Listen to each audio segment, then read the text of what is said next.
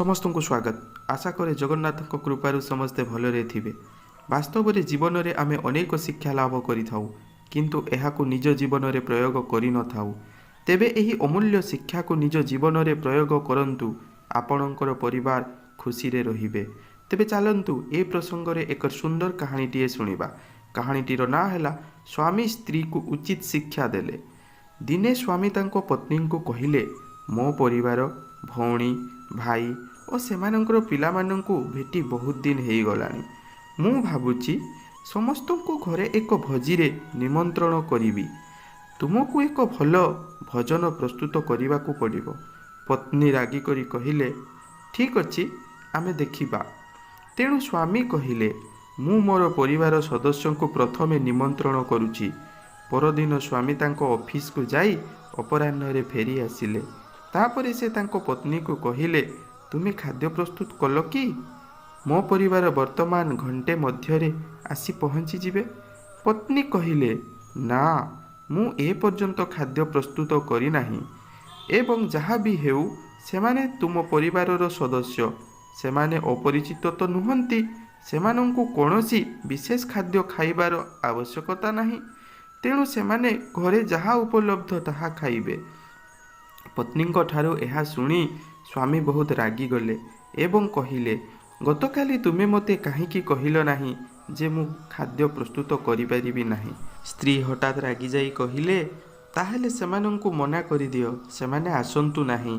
सेही लोकमाने अपरिचित नुहंती, सेमाने आम परिवारर लोक। एहा शुणी स्वामी क्रोधित होई घरु बाहरी गले।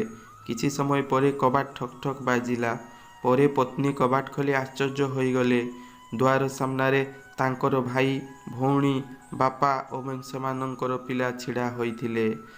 सेमानंकु सबु घर भीतर को से पाछटी आनिले। आसीबा मात्रे स्वामी कौठी अछंती बोली समस्ते पचारिले। पत्नी कहिले, से घर बाहर को जाइछंती। बापा कहिले, तुम स्वामी आमंत्रण करिछंती, से आमको डाकिबा परे काहेकि बाहर को चली गले। पत्नी एहा सुनी आश्चर्य होई गले। तापरे पत्नी रोषेई घर को जाई स्वामी को फोन लगाई कहिले, तुमे मते कुह जे तुमे मो परिवार को भोजी पाई निमंत्रण करिछ। स्वामी कहिले, हाँ। पत्नी कहिला, तुमे काहेकि मते तम परिवार सदस्य बोली कहिल? स्वामी कहिले, कारण मु तम परिवार सदस्य मानंकु मो निज परिवार सदस्य बोली विवेचना करे। एहा मो परिवारर सदस्य किंबा तम परिवारर सदस्य, एथिरे पार्थक्य कौन रहिला?